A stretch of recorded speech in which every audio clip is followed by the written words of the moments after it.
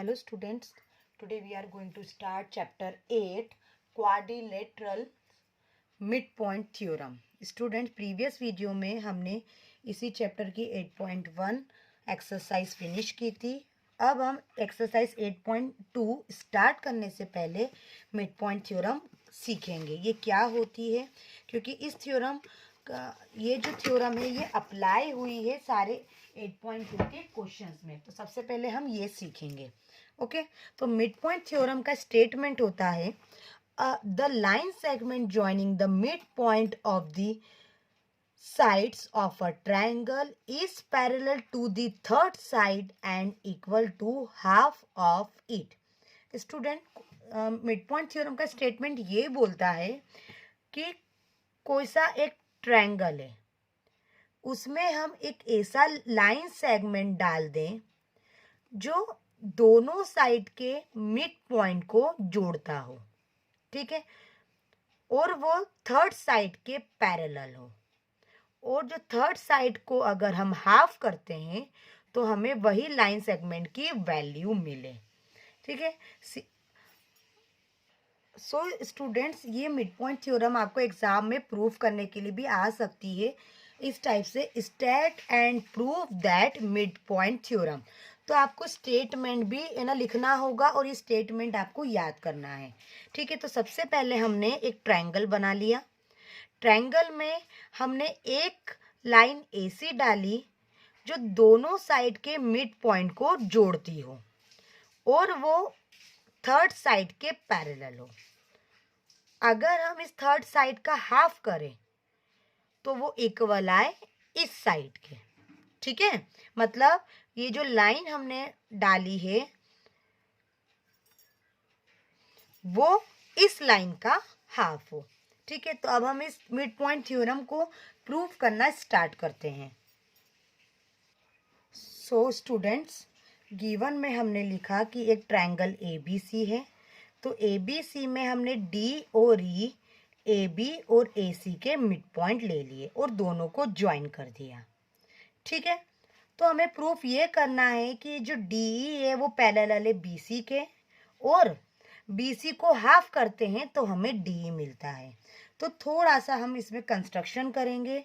DE को हम extend करेंगे F तक और C से हम ज्वाइन कर देंगे, जिससे DE EF के इक्वल है. ठीक है. तो इस प्रकार से हम बढ़ाएंगे कि जो लाइन हमने डाली थी इतना है ना बढ़ाएंगे F तक कि वो लाइन भी DE के बराबर हो.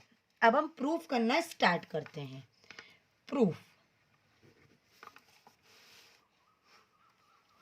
प्रूफ में हम ट्रायंगल लेंगे, triangle AED and triangle CEF. AED एक ये ट्रायंगल लेंगे और एक CEF ये वाला, मीन्स ये ट्रायंगल और ये ट्रायंगल लेंगे. अब इन दोनों को हम कॉन्ग्रुएंट प्रूफ करेंगे. ऐसा क्यों करेंगे, जब रिजल्ट इसका आएगा तब आपको समझ में आएगा अच्छे से. और तो सबसे पहले अभी हम इन दोनों को कॉन्ग्रुएंट प्रूफ करते हैं. ठीक है. अब इन दोनों ट्रायंगल में हम देखेंगे कि जो AE है वो इक्वल है CE के. क्यों? क्योंकि ये जो AE साइड है वो EC के इक्वल है, क्योंकि E मिड पॉइंट है और मिड पॉइंट एक साइड को दो बराबर भाग में बांटता है. तो हम रीजन लिखेंगे E is a mid point of AC. ठीक है. अब यहाँ पे हम बोल सकते हैं angle 1 angle 2. Angle 1 equal angle 2 के होगा. क्यों? Vertical opposite angle. Vertical opposite angle क्या होते हैं ये हम लाइन्स एंड एंगल्स में पढ़ चुके हैं. ठीक है. अब DE साइड EF के इक्वल होगी, क्योंकि ये हमने कंस्ट्रक्शन में ना बता दिया है. ठीक है. तीन चीजें हो गई. साइड एंगल साइड हो गया, तो साइड एंगल साइड से दोनों ट्रायंगल आपस में कॉन्ग्रुएंट हो गए. ओके. रीजन लिखेंगे साइड एंगल साइड. ओके. अब जिससे सो स्टूडेंट्स, C को हमने नाम दे दिया 3 और ए को नाम दे दिया 4। जब ये दोनों ट्रायंगल आपस में कॉन्ग्रुएंट प्रूफ हो गए तो हम सीपीसीटी से बोल सकते हैं एंगल 3 एंगल 4 के हैं बाय सीपीसीटी। और ये भी बोल सकते हैं कि जो एडी है वो सीएफ के इक्वल है, ये भी सीपीसीटी से, एडी इक्वल सीएफ सीपीसीटी। जब ये दोनों ट्रायंगल आपस में कॉन्ग्रुएंट प्रूफ हो गए तो इसका हर एक पार्ट अब इक्वल होगा बाय सीपीसीटी। सीपीसीटी प्रॉपर्टी क्या होती है हम ट्रायंगल चैप्टर में अच्छे से डिस्कस कर चुके हैं, ठीक है। So students we can write A D parallel F C, similarly D B parallel F C, ठीक है। अगर ये साइड इस साइड के पैरेलल है तो ये साइड भी इस साइड के पैरेलल हो सकती है, ओके। जिससे हम बोल देंगे AD इक्वल FC। ये तो हम सीपीसीटी से प्रूफ कर चुके हैं, ठीक है। और ये भी बोल सकते हैं AD इक्वल DB। अब AD इक्वल DB क्यों? क्योंकि D क्या है? D is a mid point, ठीक है। अब ये साइड इस साइड के इक्वल हो गई, ये साइड इस साइड के इक्वल हो गई, ठीक है। सॉरी, ये साइड इस साइड के पैरेलल हो गई, ये साइड इस साइड के पैरेलल हो गई, ठीक है। तो हम बोल सकते हैं कि ये साइड इस साइड के इक्वल है। क्यों? क्योंकि डी पॉइंट क्या है? मिड पॉइंट है, ठीक है। सो स्टूडेंट्स जब ये साइड इस साइड के इक्वल हो गई और ये साइड इस साइड के इक्वल है तो हम बोल सकते हैं कि डीबी भी एफसी के इक्वल होगी, ठीक है। सो हमने लिख दिया डीबी इक्वल है एफसी के, ओके।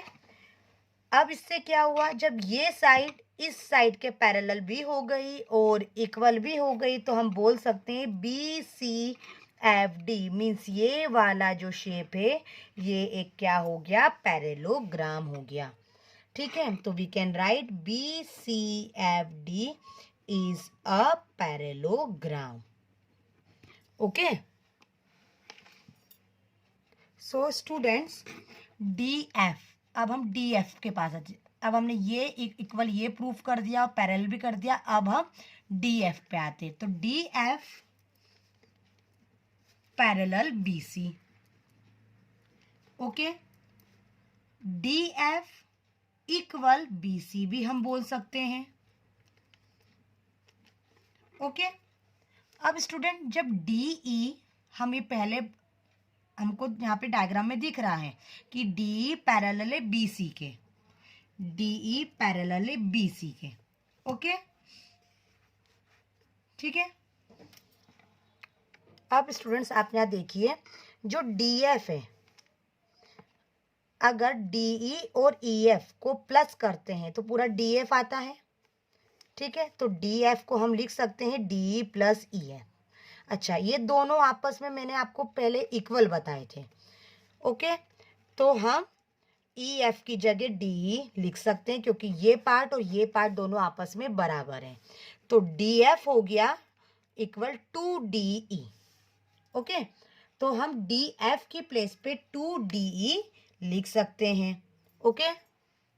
तो यहाँ पे हमने डी एफ की प्लेस पे लिख दिया two D E equal B C, okay. अब हम इसको नीचे ले आएंगे, डी ई इक्वल 1/2 BC और DE पैरेलल BC। तो यहाँ पे हमारी थ्योरम प्रूफ हो गई कि BC DE के पैरेलल है, मीन्स ये साइड के पैरेलल है और इसका हम हाफ करेंगे तो हमें DE मिलेगा। तो यहाँ हमारी मिड पॉइंट थ्योरम प्रूफ हो गई। थोड़ी सी टिपिकल है, अगर इसको आप फर्स्ट टाइम समझेंगे, अगर आप इसको बार बार रिकॉल करेंगे तो आपको इजीली समझ में आ जाएगी, ओके। तो सबसे पहले स्टूडेंट्स हमने क्या किया, इन दोनों ट्रायंगल को कॉन्ग्रुएंट आपस में प्रूफ करा। प्रूफ करके हमने जो जो पहले इक्वल पार्ट्स, जो हमने पार्ट्स इक्वल नहीं बताए थे उनको हमने सीपीसीटी से इक्वल बता दिया। फिर हमने इसको पैरेलोग्राम प्रूफ करा। कैसे? कि हमने ये साइड और ये साइड आपस में पैरेलल और इक्वल प्रूफ करी, फिर हमने ये बेस लिया और इसको हमने इक्वल और पैरेलल प्रूफ करा, और फिर हमने इस पार्ट को लेके हमने दो पार्ट को डिवाइड करा और प्लस करके हमने इस पार्ट को पैरेलल और इक्वल प्रूफ करा। तो यहाँ हमारी मिड पॉइंट थ्योरम प्रूफ होती है। नेक्स्ट वीडियो में हम एक्सरसाइज 8.2 स्टार्ट करेंगे। Thank you.